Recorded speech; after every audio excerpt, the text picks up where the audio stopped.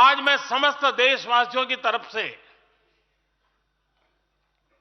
संत शिरोमणि आचार्य श्री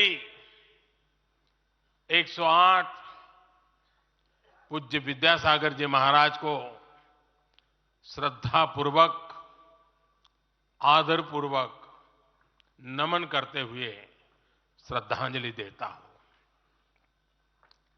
उनके संलेखन समाधिस्थ होने की सूचना मिलने के बाद उनके अनुयायी शोक में हैं, हम सभी शोक में हैं। और मेरे लिए तो यह एक व्यक्तिगत क्षति जैसा है। वर्षों तक मुझे व्यक्तिगत रूप से अनेक बार उनसे मिलने का, उनके दर्शन करने का, उनके मार्गदर्शन प्राप्त करने का अवसर मिला है। कुछ ही महीने पहले ऐसा ही मन कर गया था, मेरे प्रवास कार्यक्रम को बदल करके बहुत सुबह सुबह मैं उनके पास पहुंच गया था। तब पता नहीं था कि मैं दोबारा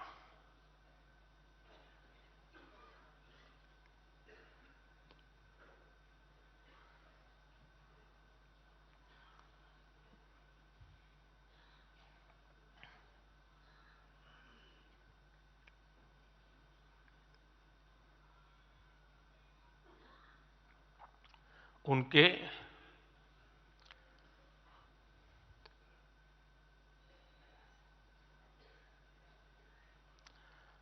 दर्शन नहीं कर पाऊंगा।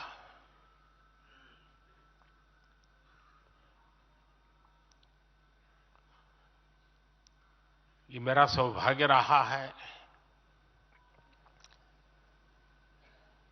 कि पिछले 50 से भी ज्यादा वर्षों से मुझे देश के गणमान्य आध्यात्मिक मूर्तियों के निकट रहने का, उनके आशीर्वाद पाने का अवसर रहा है।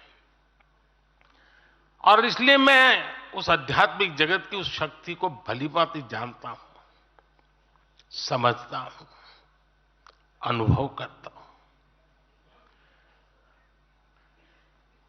आपको सुनकर के आश्चर्य होगा कि वे तो दिगंबर परंपरा से थे।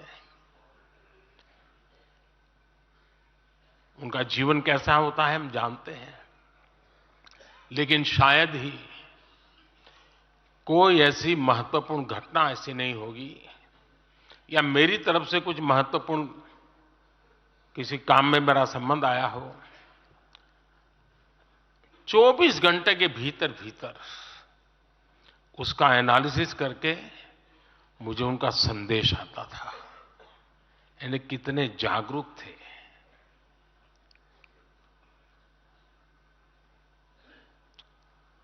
और अपनी विराट आध्यात्मिक यात्रा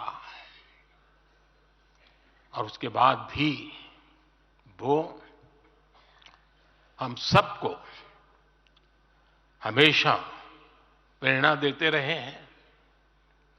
जीवन भर उतनी सौम्यता के साथ उनका लोगों को मिलना। उन्होंने हमारे युवाओं को परंपराओं से जोड़ा, गरीबों तक शिक्षा और स्वास्थ्य की सुविधाएं पहुंचाई। उनका पूरा जीवन उस व्यक्ति के लिए प्रेरणा जैसा है जिसने